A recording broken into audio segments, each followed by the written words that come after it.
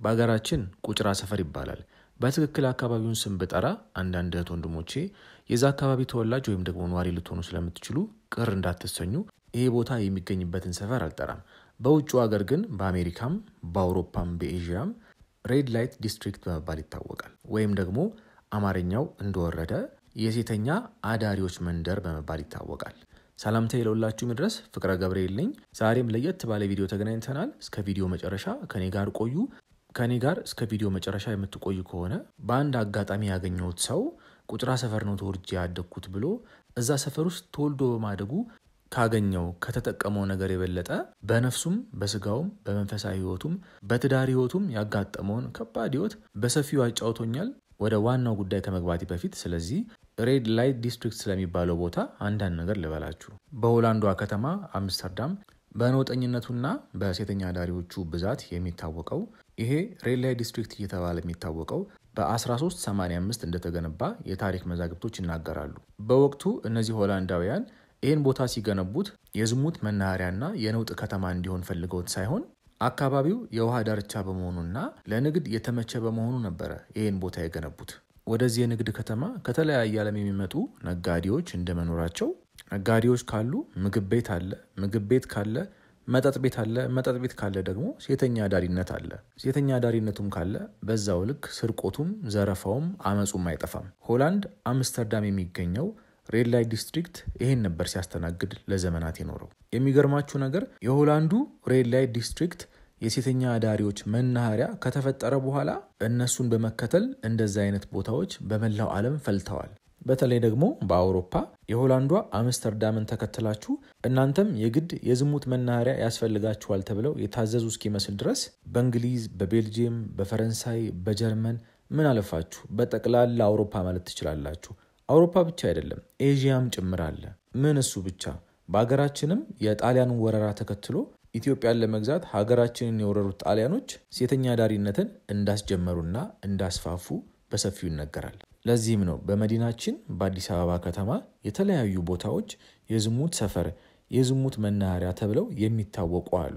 በአገራችን በማህበረሰባችን እንደምታውቁት ነው አንድ የሚታወቅን እውነት አንድ ሰው በአደባባይ ይዞት ወጥቶ ሲናገር ያ ነገር በአገራችን ያልተፈጠረና የሌለ እስኪመስል ድረስ የአካባቢው ተወላጅም ሆነ የዛ ሰፈር ነዋሪዎች ቅር ስለሚላቸው የቱንም ያክል እነዚህ ሴተኛ አዳሪነት የተስፋፋባቸውና በአደባባይ ሴተኛ አዳሪነት የሚቸበቸብባቸውን ቦታዎች በአይኔ በብረቱ የማውቃቸው ቢሆንም ቦታቸውንና አካባቢያቸውን ከመጥራት እቆጠባለሁ። በቪዲዮ መጀመሪያ ገጠመኝ ያልኳችሁ ታሪክ ከነዚህ የሴተኛ አዳሪ መናኸሪያ ከሆኑት ከአዲስ አበባ ሰፈሮች ይጀምራል። እንደ ባለ ታሪኩ ከሆነ ይሄ ወንድማችን የሴተኛ አዳሪ ከሆኑ ሰፈሮች መካከል በአንዱ አካባቢ እንደ ማንኛውም ኢትዮጵያዊ ተወልዶ ያደገ ቢሆንም እዛ ሰፈር ውስጥ በሚኖርበት ጊዜ ከእህትና ከወንድሞቹ እንዲሁም ከቤተሰቦቹ ጋር በሰላምና በደስታ እንደኖረ አጫውቶኛል። እንደ ባለ ታሪካችን ከሆነ ችግር መፈጠር የጀመረው በቁመቴም በእድሜም በአካለ መጠንም ማደግ ስጀምር ጉርምስና እድሜ ላይ ስደርስ ነበረ ችግር መፈጠር የጀመረው አለ። ሁላችንም እንደምናውቀው የጉርምስና እድሜ በጣም አስቸጋሪና ራስን ለመቆጣጠር ራስን ለመግዛት የእድሜያችን ከባዱ ክፍል እንደሆነ ይታወቃል። ይህ ወንድማችንም ከባድ ነገር ነበር የገጠመው። እድሜ መጨመሩንና መጎርመሱን ተከትሎ በውስጡ ያደረበት የፍትወት ፍላጎት፣ የመዘሞት ፍላጎት ገና በጨቅላ እድሜው ነበረ እዛው ሰፈሩ ተወልዶ ባደገበት ሰፈር የምትገኝ ከአንዲት ሴተኛ አዳሪ ጋር ዝሙት የፈጸመው። በጣም ነው የሚያስደነግጠው። ገና በአስራዎቹ እድሜ እያለ ነበረ ይሄ ነገር የገጠመው። ከዛ በኋላም ይህን ድርጊት ደጋግሞ እንደፈጸመውና በእድሜውም አድጎ ትልቅ ሰው ሆኖ ትዳር መስርቶ ከዛ ሰፈር ከወጣም በኋላ አንዳንድ ጊዜ ወደ ሰፈሩ እየተመለሰ ከትዳሩ ውጭ ጎራ እንደሚል ነግሮኛል። የሚገርማችሁ ይሄ ወንድማችን ከሴተኛ አዳሪ ጋር መዳራቱን፣ መተኛቱን፣ መዘሞቱን እንደ ተራ ነገርና ኖርማል አድርጎታል። በትዳር ውስጥ እየኖረ ቢሆንም መቼስ ሌባ ነው። ገንዘብ የሰረቀም ከትዳሩ ውጭ የወሰለተም ቢሆን ሌባ ነውና በአንድ አጋጣሚ ያን ድርጊት ሲፈጽም እጅ ከፈንጅ ባለቤቱ ትይዘዋለች።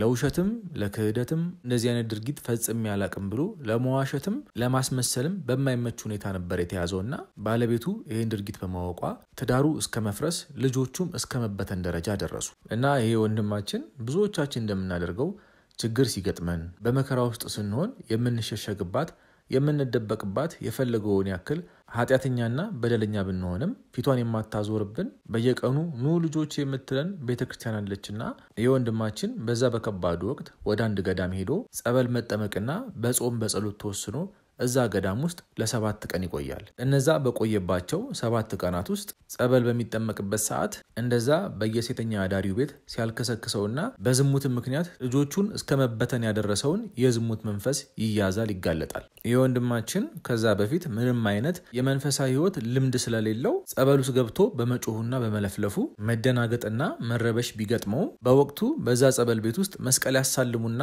ያጠምቁ የነበሩት አባት ላዩ ላይ የነበረው የተጋለጠው መንፈስ ሲለፈልፍና ሲናዘዝ የነበረውን ነገር አንድ በአንድ ቃል በቃል ሲነግሩት እጅግ በጣም ነበር የደነገጠው። ለካ በልጅነቱ ያን ሁላ ዘመን የተወለደበት ያደገበት ሰፈር ሲገባ ሲወጣ ሴተኛ አዳሪዎቹ አይን ላይ ተቀምጦ ይመለከተው ያየው የነበረ የዝሙት መንፈስ አድጎ ከጎረመሰም በኋላ በዛ መንፈስ እንደወደቀና ትዳሩን እስከማጣት ትዳሩን እስከመበተን ያደረሰው በልጅነቱ የገባው የዝሙት መንፈስ እንደሆነ አጫውቶኛል። በዝሙት አማካኝነት ወደ ስጋችን ወደ ቤተ መቅደሳችን የሚገቡትን እርኩሳን መናፍስት ከሌሎቹ መናፍስቶች ለየት የሚያደርጋቸው አንደኛ በፈቃዳችን ፈቅደን የምናስተናግዳቸው በመሆናቸው፣ ሁለተኛ ደግሞ እነዛ በዝሙት ከምንወድቅባቸው ሰዎች ጋር በስጋችን ብቻ አይደለም በነፍሳችንም ከነሱ ጋር ስለምንገናኝ አብሯቸው የተወለደውም የተቆራኛቸውም በየቦታው ያገኛቸውም የልክፍቱ መንፈስ ከነሱ ወደኛ ልክ እንደ ጉንፋን ስለሚጋባብን ነው የዝሙት መንፈስን እጅግ በጣም የከፋና